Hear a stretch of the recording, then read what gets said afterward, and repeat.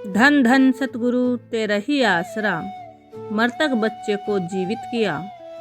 हर महीने की तरह मार्च 1993 के पहले हफ्ते के माहवारी सत्संग पर पूज्य हजूर पिताजी डेरा सच्चा सौदा शाह सतनाम सिंह जी आश्रम बरनावा यूपी में पधारे हुए थे। इस बार शनिवार सुबह से ही काफ़ी गिनती में संगत आने लगी थी। अगले दिन रविवार को लगभग सुबह के 8 बजे किसी महिला के रोने की आवाज़ को सुनकर दरबार में एकदम सन्नाटा सा छा गया।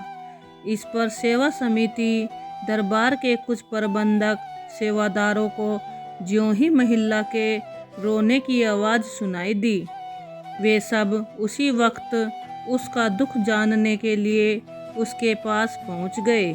महिला इतने दुखी हृदय से विलाप कर रही थी कि हर सुनने वाला, चाहे वह अपने आप को कितना ही पत्थर दिल कहता था, अपनी आंखों में आंसू भरे हुए था।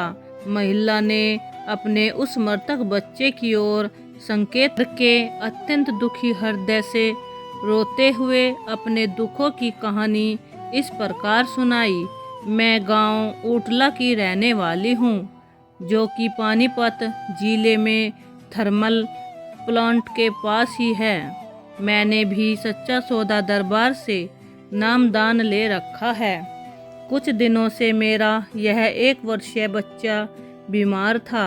हम इसकी काफ़ी दवा दारू करते रहे, परंतु एक दिन यह बहुत ही गंभीर हो गया, जिस कारण हम उसे तुरंत किसी डॉक्टर के पास ले गए।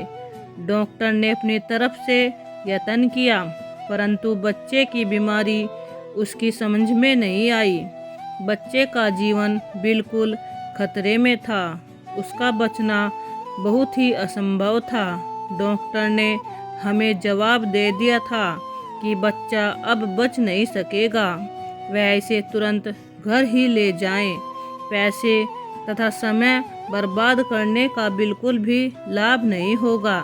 बच्चे की हालत तो हमें भी बहुत गंभीर लग रही थी। डॉक्टरों के जवाब दे देने से हमारी बची खुची आशाओं पर भी पानी सा फिर गया। मैं हर तरफ से निराश व थक हार चुकी थी। मेरी समझ में कुछ नहीं आ रहा था कि वह क्या करे और क्या ना करे।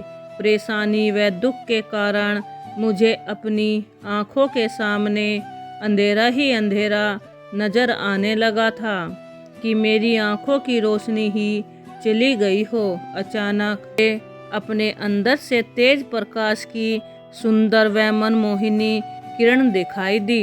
उसके साथ ही पूज्य सतगुरु जी की बहुत ही मधुर सी गैबी आवाज़ भी सुनाई दी, बेटा बच्चे को डेरा सच्चा सौदा बरनावा सत्संग में ले आ।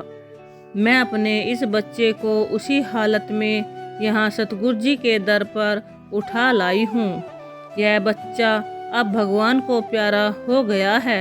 इसके साथ ही उसने बच्चे के मुंह से कपड़े को हटा दिया। सेवादारों ने उस महिला को धैर्य रखने की प्रार्थना की। बच्चे का दुख तो केवल वही समझती थी। कुल मालिक के हुक्म के आगे किसी का क्या जोर चल सकता है।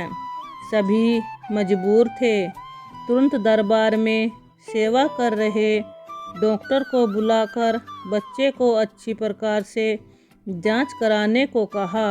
डॉक्टर सेवादार ने बच्चे को उलट पलट कर देखा।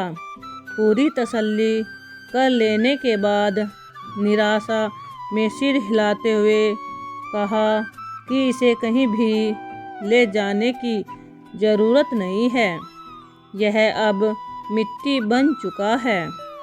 इसका शरीर भी बिल्कुल ठंडा व नीला पड़ चुका है। डॉक्टर प्रेमी ने सेवादारों को अपनी ओर से सलाह दी कि वे महिला व उसके मृतक बच्चे को जल्दी से जल्दी किसी गाड़ी में उसके घर छोड़ आएं। सेवादारों को अपने सतगुरु जी के वचनों पर पूर्ण भरोसा है।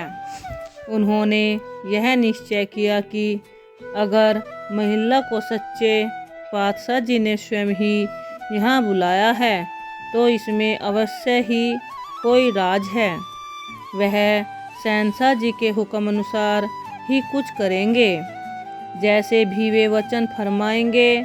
उन्होंने उस दुखी महिला को धैर्य देते हुए यह विश्वास दिलवाया कि वह धीरज रखे। हजूर पिताजी स्वयं कुल मालिक हैं, वे अवश्य तेरी पुकार को सुनेंगे। 10 बज रहे थे, इतने में ही सर्वशक्तिमान अंतर्यामी दयालु सतगुरु जी तेरावास से उतरकर बहुत तेजी से बाहर आए। सत्संग पंडाल में जाने की बजाय पहले सीधे ही उसी दुखी महिला के पास चले गए। पूज्य सतगुरु जी को अपनी तरफ आते देखकर वह महिला एकदम खड़ी हो गई। अपने मृतक बच्चे को अपनी बाहों पर उठाए अपना दुख सुनाने के लिए आगे बढ़ी तो बच्चे की गर्दन उसकी बाहों में से नीचे लटकी हुई थी। सभी हाजिर प्रेमी सेवादारों ने वह दृश्य स्वयं अपनी आंखों से देखा। अंतर्यामी दातार जी की कृपा दृष्टि भी बच्चे की लुढ़कती हुई गर्दन पर पड़ रही थी। इतने में सर्व सामर्थ्य दयालु पिताजी ने अपने पवित्र नूरी मुखड़े से जोश भरे शब्दों में वचन फरमाया, बेटा बच्चे को ठीक करके उठा। किस तरह इस मासूम की गर्दन लटकाई है। उसके बाद परम दयालु महान परोपकारी शहंशाह जी ने महिला को धैर्य देते हुए वचन फरमाया, बेटा रोना नहीं, परम पिताजी अपनी दया से इसे ठीक कर देंगे।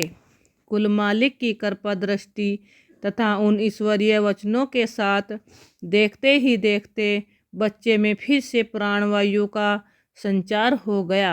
ज्यों ही वह महिला अपने मृतक बच्चे की लुढ़की हुई गर्दन को संभालने लगी तो बच्चे ने अपनी आंखें खोल ली। इस पर शहंशाह के शहंशाह करण करावनहार स्वयं कुल मालिक सतगुरु जी ने मुस्कुराते हुए फरमाया, बेटा इसे यहाँ से थोड़ी बहुत दवाई दिलवा देना, अब यह ठीक ठाक है। अपने सतगुरु जी का वह प्रत्यक्ष करिश्मा देखकर उस रो रही महिला के चेहरे पर तत्काल ही खुशी की लहर दौड़ गई। बच्चे को अपनी छाती से लगाकर वह अपने पूज्य सतगुरु भगवान को सिर झुकाकर उसका लाख लाख बार शुक्राना करने लगी। मालिक व सच्चे पातशाह जी की इस प्रत्यक्ष दया मेहर को देखकर दरबार में सभी फिर खुशी की लहर दौड़ गई। उधर उसी समय ही किसी कविराज प्रेमी ने स्टेज से परम पूजनीय परम पिता साहब सतनाम सिंह जी महाराज का यह शब्द लगाया, जो आवे तेरे दर पे वो जाए झोली भर के, भरे हैं भरे हैं भरे हैं भंडार। जो आए तेरे दर पे वो जाए झोली भर के, भरे हैं भरे हैं भरे हैं भंडार। बन से वदार आए शाही फकीर जी, जन्मों की सोई मेरी जागी तकदीर जी। जो चरणों में शीश धरता वैभव सागर है तरता, भरे हैं भरे हैं भरे हैं भंडार। जो आवे तेरे दर पे जाए झोली भर के, भरे हैं भरे हैं भरे हैं भंडार। धन धन सतगुरु तेरा ही आसरा।